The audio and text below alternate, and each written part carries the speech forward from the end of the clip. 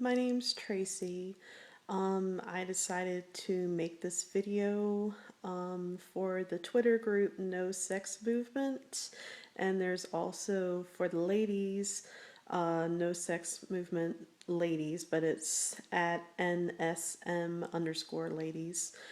Um, I basically just wanted to make a video and give my testimony and just basically talk about how God,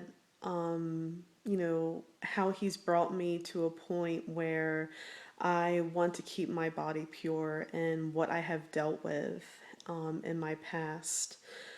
Basically, I'm 32. I will be 33 in July. I'm a single mom to an 8-year-old son.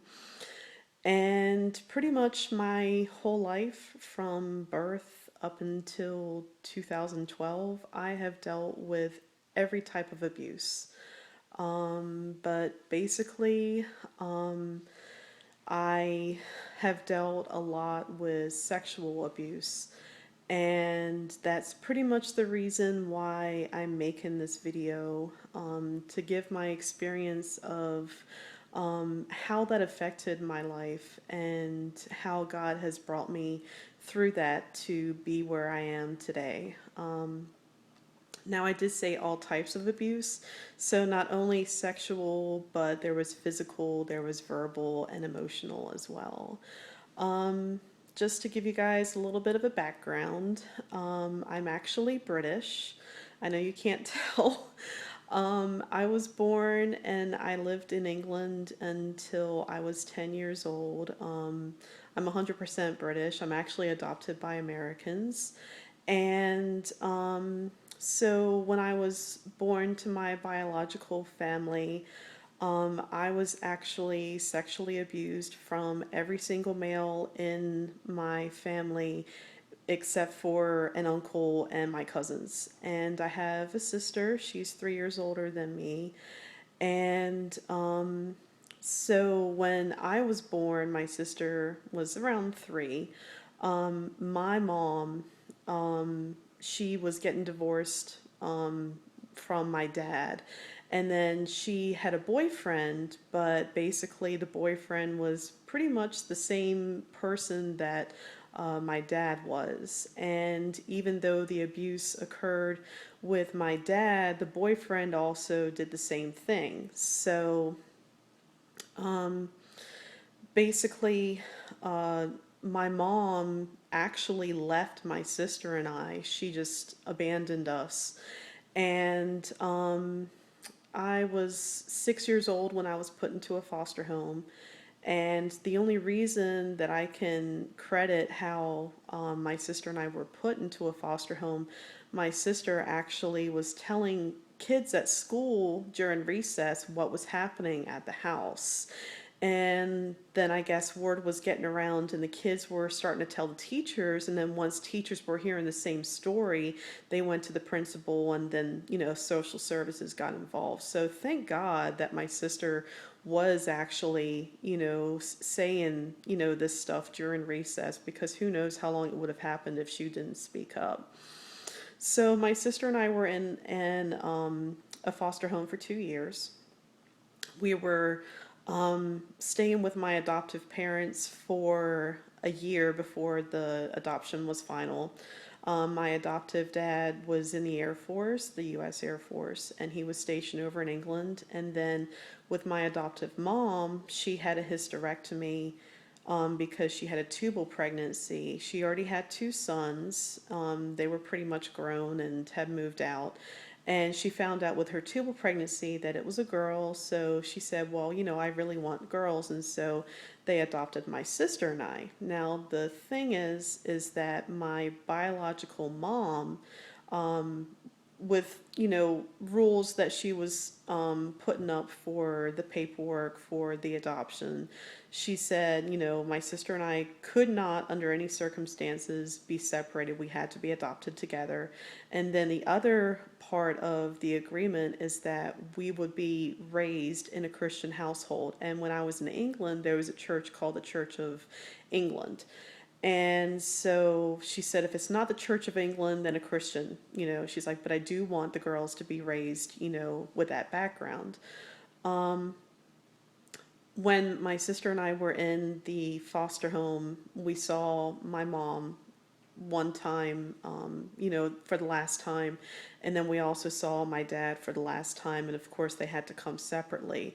The males that, we said had abused us, they were put in jail.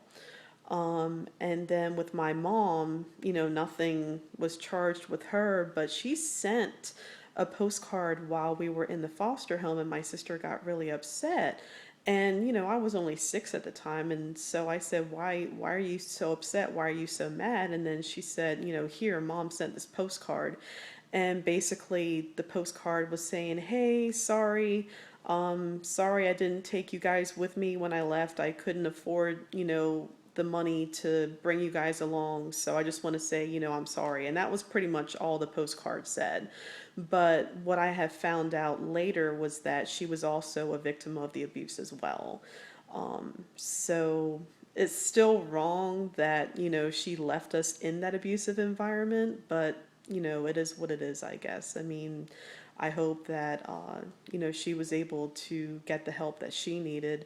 We were told we were not to have any contact with any of our family members until my sister and I were both 18. And because they're all in England, and because, we moved to the US in 1990, we never, spoke with them again. We never knew the adoption agency to go through. So I haven't had any contact with my biological family since I was, 6 years old. And you would think, oh, she got adopted and came over to the US and everything's, wonderful and hunky dory, right? No.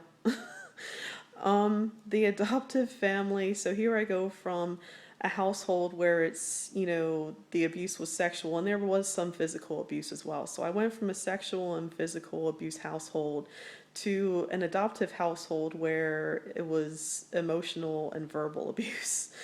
So yeah, I was like, okay, lovely, great, When I was in high school, it was probably my junior, senior year. I was going to my parents' church, and my Sunday school teacher actually groomed me, and then he sexually assaulted me, he molested me. So, and because he was an authority figure, and especially because he was in the church, that really put me in a place where I just did not want to have anything to do with God. Just was like, really, God? Like, I go through all this abuse and now this happens. And then I was putting guilt on myself and saying, like, I'm so stupid. I put myself in this situation. Just a lot of blame and shame and frustration and all those things. And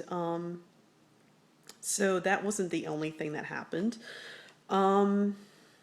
Also, when I was, let's see, 20, I was raped by a coworker. It was a year before I went into the military. I told my mom about the rape like a year later, the weekend before I was getting ready to leave for basic military training because I was in the Air Force. And told my mom, and just really went to open up to her, and was hoping she would comfort me. And she basically said, that was your fault. Why did you let him over when we weren't here? Like, why did you allow him in the bedroom? And I'm thinking to myself, really? Thanks a lot, So it was a lot of emotional and verbal abuse from my adoptive mom that I had to deal with over the years. I've been sexually assaulted at work, sexually harassed at work. I joined the military. I went into the Air Force, went, wasn't even there for like 3 months, and And being, with all the abuse that had occurred, before I joined the military, like at 15, I was already reading like romance novels. I was already trying to find out what love really was. And I figured, oh, these romance novel books, there's always like, the girl's in a bad relationship and this perfect Prince Charming comes along, sweeps her off her feet, they might have a little spit spat, they have an argument, but at the end it's all mushy gushy love and, everything is just a fairy tale ending. Well, there never was a fairy tale ending for me. I was basically told from my adoptive mom if I was going to have sex before marriage, I was going to burn in hell. So, yeah, I had the intention definitely of saving myself for marriage. That's what I wanted to do. And I lost my virginity at 19, like 2, 3 weeks before my 20th birthday. And I was never given a sex talk. It was just basically like you save yourself for marriage or you go to hell. Literally, that's what it was told to me. Like that was it. No birds and the bees talk. That was it. So I pretty much decided to do it because everybody was saying, "Oh, it's so wonderful. It's so fantastic." And I cried when it happened the first time and just felt so dirty and so ashamed. And I was like, that was it? Like, really? Not a pleasant experience. So I joined the military, and then not even 3 months after I had joined and got to my first duty station, married the guy that I had just met. I was 21, just turned 21 in tech school for the Air Force. And so, uh, yeah, that marriage lasted like 4 or 5 months, if that. He got kicked out of the Air Force, and then he tried to drag my military career down, and I'm like, no, you don't. So I kicked him out, and I said, go back to the U.S. where you're from, and so that was a pretty rough marriage. I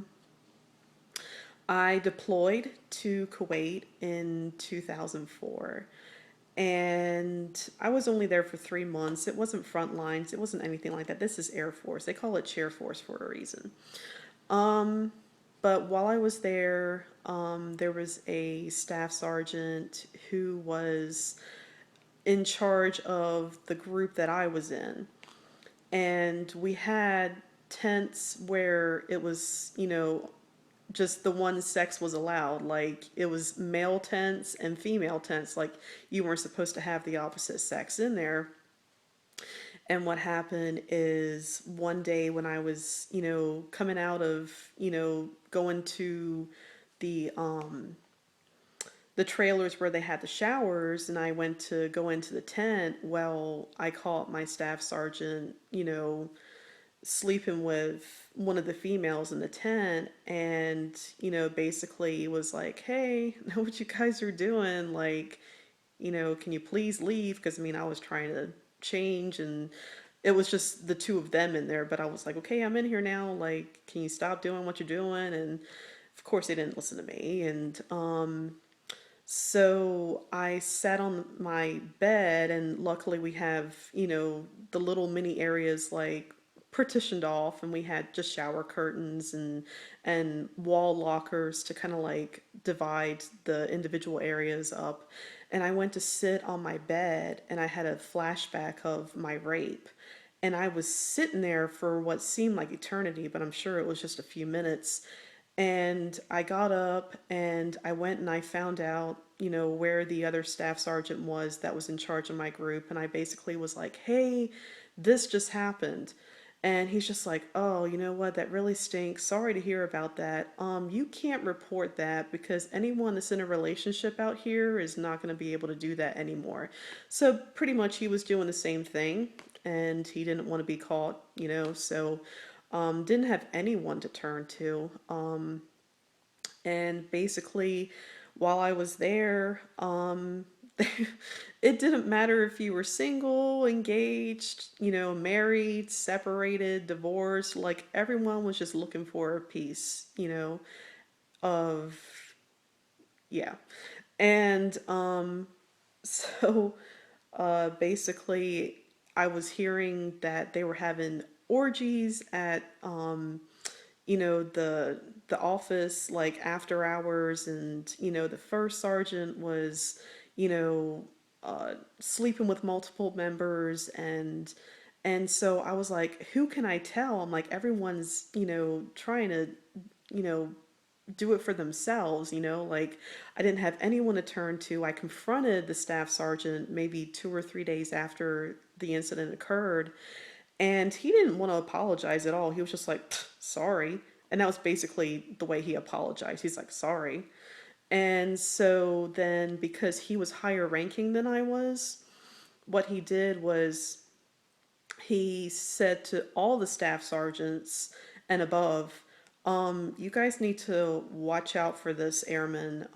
She's not good at her job. She doesn't listen to authority.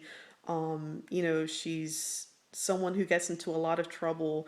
And he just basically took my name and he just smeared it. Like anything that he could say bad about me, he did, and they were all lies. So I couldn't go anywhere without 3 or 4 staff sergeants like in the background, like looking over my shoulder, like wondering what I was doing, like wondering if there was some kind of trouble I was going to try and get into. And this happened maybe 2 or 3 weeks after I had gotten there. And so from that point until I left my deployment, like every single day I had to deal with that. And when I got back from my deployment, and it was probably like 4 months later that the post traumatic stress disorder kicked in. And then I was actually stationed in Germany when I went to my first duty station. So I I became suicidal. I was like, whoa, okay, I can't deal with this. And so I had to, 3 times I had to go to what they call Landstuhl, which is the army hospital in Germany.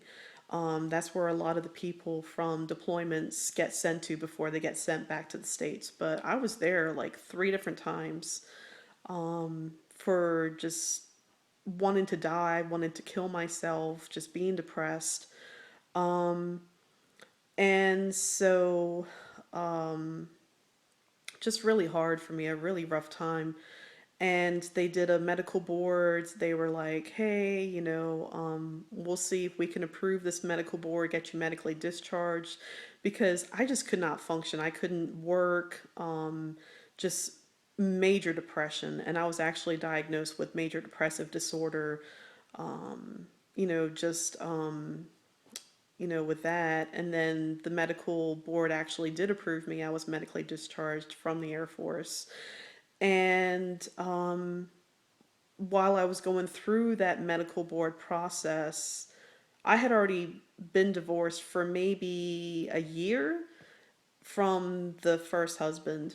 And then I met an army guy that I was, when I was still stationed in Germany, and he was stationed there as well.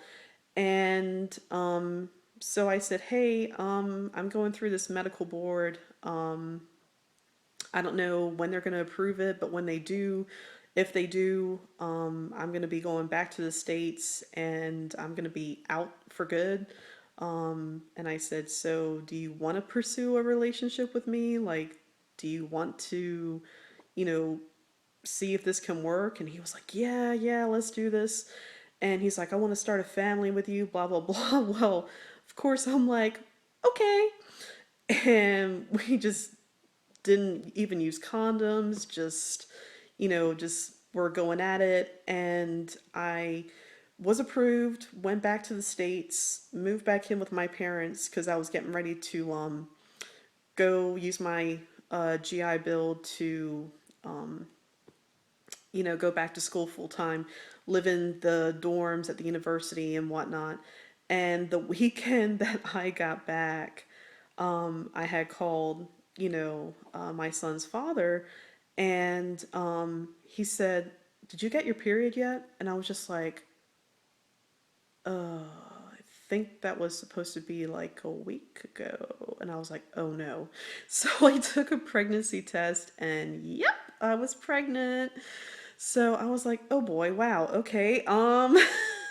First time ever being pregnant. And I was like, okay. So what happened is my parents found out and then they were like, oh my goodness, you're pregnant out of wedlock. And they just, yeah, I didn't hear the end of that. Um, and so we were trying to do a little small wedding, trying to get him to get approved for leave from his military to fly out here, to the US and, do just a little small church wedding because he was the one that proposed marriage. I was like, I'm not going to get married to you just because I'm pregnant. He goes, no, no, I was going to ask you next year. We're just going to move it up because you're going to be pregnant. I was like, okay, that's fine. So a month before the wedding, he was already acting strange, just, not acting interested and real distant. And then I found out he was cheating on me. So this happened a month before the wedding. He said, yeah, he's like, it's over. And I was like, okay, so I'm going to be a single mom now. Okay. And so then the whole pregnancy, like I had to do it alone. Like, yes, my parents were involved, but I mean, like, with the father, he wasn't there. And so I had my son, and that was in 2006. So I just remember, just going through a really rough time where I'm like, wow, like pretty much all the guys that I've had have abused me or just left me, or, and now I'm like, okay, so now I have a child and there's no father, involved in the life. And I'm just like, wow, okay, great, wonderful. And so I really was feeling as if, I needed a man to validate me. Like you know, I couldn't stand to be alone. I always wanted to have a man to just be like right there by my side. I was addicted to love and relationships. And pretty much just bounced from one relationship to another. Wasn't really like time in between. Didn't want to be alone. And so then back in 2011, I met my second husband and I moved from where my parents were living, and we lived in Maryland. So I moved to South Carolina to be with my husband, and didn't even know him for like 6 months before we got married. And he told me he was in the military, and he's like, yeah, I did 10 years, and, I've been to Iraq and Afghanistan, and, done numerous deployments, and I've got post traumatic stress disorder, and I've got traumatic brain injury from, being in a Humvee when an IED went off, and, just, I was a prisoner of war, and I've got the Purple Heart, and I've got like the Bronze Star, and I was a ranger, and I was special forces, and blah blah blah blah blah blah blah. Well, I didn't realize it, and the only reason I didn't question him is because he said he was Army, and all the branches have different ways of being that branch of the military. And I didn't really know too many Army people, and never knew anyone who was special forces or in that area of the military. And so 4 months after we were married, I found out he never served a day in his life. Not only that, he was physically abusive. And so in 2012, I fled the state. My son and I, the last 2 weeks that we were in South Carolina, we were staying at a women's shelter. So he had a gun in the house. I feared for my life and for my son's life. And once I confronted him, he became very physically abusive.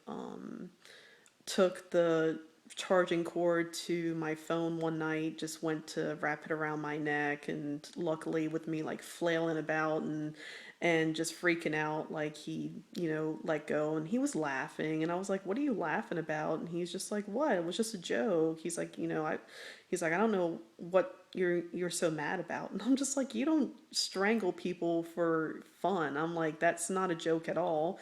And so I just realized, especially with him lying to me about, just the whole military thing. I'm like, "Who are you?" I'm like, "I don't even know who you are." I'm like, "Who did I marry?" So, but the thing that happened, because of the abuse and because of just having to deal with that pretty much like my whole life, and just, men in general and how I was treated by men, I had actually, over the years, and I guess this started when I went into the military, but I was addicted to pornography. And it was so strong after I left my second husband, after I, fled. I was pretty much looking at it like every day. I was like, okay, well, if I'm not going to physically be with a man, I mean, how can I, satisfy my needs? And so pornography was it. I joined a church June of last year, which was 2013, and they actually have a program called Celebrate Recovery. And I have a book here. It's This is actually the last book, and this is the one that I just finished. But the reason I'm making this video is because I actually had my graduation night tonight for the Celebrate Recovery that we do at our church, and gave my testimony, and just really felt like so many people, with this group, the No Sex Movement, especially for ladies, the No Sex Movement ladies, I just wanted to make this video to be like, hey, there's plenty of, people out there who maybe have had a similar experience to mine, well, especially the ladies. And it's not just ladies that, are sexually abused. There are boys and men that go through that as well. So I know that's a common myth that like guys don't deal with that. No, it does happen. But basically, this was a 9-month program, and I basically had hit rock bottom, and just basically said to God, "You know what? I'm tired of just dealing with this on my own. I can't go any further." I'm like, I just feel trapped and, isolated and betrayed and hurt. And I'm just like, God, I'm going to see what this whole program is about. And it wasn't necessarily addictions that I went there for. I went there because they said it was dealing with the three things they say is hurt, habits, and hangups. And so definitely the hurt because of all the abuse that I had endured in the past. And part of this is that you actually do a spiritual inventory, and with a spiritual inventory is when you write down like the name of the person that hurt you, what the situation was, what feelings it caused, how it, affected you like later on in life, if there were other people that may have been affected because of the actions that were done to you. And just the first two people I did alone was my biological dad and my biological mom, and I had a breakdown. I mean, just literally having to go back and rehash all these details and say to myself, okay, well, I had to deal with abandonment. I had to deal with, people like sexually and physically and verbally and emotionally abusing me. And this is like my whole life. But God allowed me to just truly forgive everyone who has hurt me in my past. And that is why I am able to talk so calmly about it and not get so emotional. And I just want to say this is the reason that I can be here right now and say, I've been married twice already. I've tried to do it my own way. I haven't waited for God to send the right man, that He has for me. He may not have someone for me. And you know what? I'm at a point right now where, thanks to God, like, I don't have this addiction to love and relationships anymore. Like, all I need in my life is Jesus. All I need in my life is God. And I don't desire to, go out and seek relationships. I don't desire to give my body away anymore.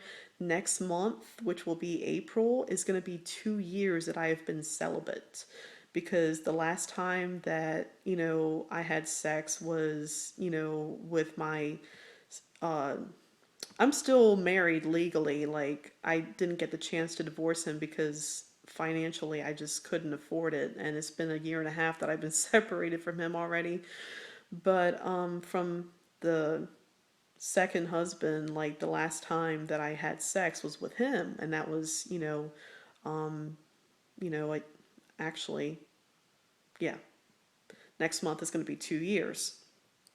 So I just want to say to the ladies, I'm sure there's a lot of you who have been, uh, you know, sexually abused, molested, raped, groomed, sexually assaulted, sexually harassed. Like, there's a lot of things that happen to females that we're put in a position where we're taken advantage of. And I'm not saying, guys, it doesn't happen to you, because yes, I know that, it does happen to guys as well. But I know now that, my body is a temple of God. And if God has delivered me from this, and if He has healed me of my wounds and my scars, and just given me a whole new outlook on life, and where I have been able to truly forgive the people who have abused me, there's no reason why I shouldn't in turn use my body to glorify God. So if there's any questions, feel free. I'm going to put my email in the video description below. I also have a Twitter. You can follow me on Twitter. I'll put that below as well. If there's anything you guys have questions about, I would love to be able to answer them for you. So thank you so much for letting me share my testimony. I hope that, you guys are able to benefit from this, and just know that there is hope. And I think that's the thing. Like, you know, Satan is going to do everything he can to just throw your past in your face and say, you're not worth it, like, you're so dirty, like, God doesn't love you, like, look at, what happened in your past. And all I can say is that God, He took care of that on the cross. That's the whole reason He died, is because He knows that, you're going to go through so much in your life, but He's saying, I'm not worrying about your past. Your past has already been taken care of. Your present has been taken care of. Your future has been taken care of. What Jesus did on the cross didn't end like 2,000 years ago. No, God is the same yesterday, today, and tomorrow. So just have hope in that. Have faith that God will transform you. And I would love to just be an encouragement, any way that I can. Just let me know. Shoot me an email, follow me on Twitter, send me a message on Twitter, whatever way you want to. But I just want to say this is my testimony, and I'm just so thankful to No Sex Movement and the No Sex Movement ladies. Thank you for having this, that, we can all be able to lean on you for help. And take care, everyone. And God bless. All right. Bye.